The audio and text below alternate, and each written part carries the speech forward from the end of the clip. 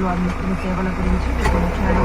Private కార్యాలయాలకు వచ్చే గర్భిణీలకు ఎటువంటి అసౌకర్యం కలగకుండా సమయాన్ని కేటాయిస్తూ ఆరోగ్యంతో కలిసి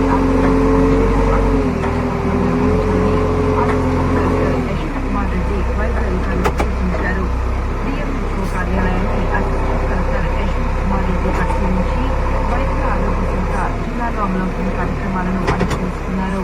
ఈ సందర్భంగా మాట్లాడుతూ ప్రధానమంత్రి సురక్షిత మాతృత్వ అభివృద్ధి కార్యక్రమంలో భాగంగా ప్రతి నెల 9వ తేదీన గర్భిణులకు కమిటీ కేటాయించడం వల్ల వైద్య పరీక్షలు, హెల్త్ చెకప్లు సకాలంలో జరుగుతాయని అన్నారు. ప్రతి గర్భిణిని సిబిసి వైద్యాధికారులు ప్రతి హెల్త్ చెకప్ చేయడం వలన అందించాల్సిన వైద్యం సకాలంలో అందటం వలన మాతృ మరణాలను అరికట్టవచ్చని పేర్కొన్నారు.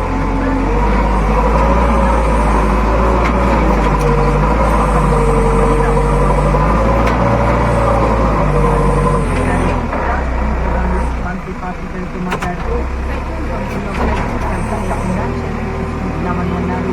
బంగారు దుకాణాలలో తనిఖీలు నిర్వహించి నాణ్యత, తూకం, కొలువు ధృవీకరణ పత్రాల లోపాలను గుర్తించి వారిపై కేసులు నమోదు చేస్తున్నామని చెప్పారు. ప్రతి ఒక్కరి ప్రభుత్వం ద్వారా బియ్యం రేషన్ కార్డుదారులకు పోస్టుపేడ్ బియ్యం అందజేస్తున్నామని మంత్రి పేర్కొన్నారు. ఎక్స్పైరీ డేట్ అయిన సరుకులతో తూకాల్లో మోసాలతో వినియోగదారులను మోసం చేస్తున్నట్లు దాడులను గుర్తించి వారి నుంచి పెద్ద ఎత్తున అపరాధ రుసుము వసూలు చేశామని మంత్రి వెల్లడించారు. ఇప్పటి వరకు రాష్ట్రంలో మొత్తంగా 1126 కేసులు నమోదు చేసి 4.52 కోట్ల రూపాయల అపరాధ రుసుము వసూలు చేశామని పేర్కొన్నారు. అధికారులకు వచ్చిన 4 ఏళ్లలోనే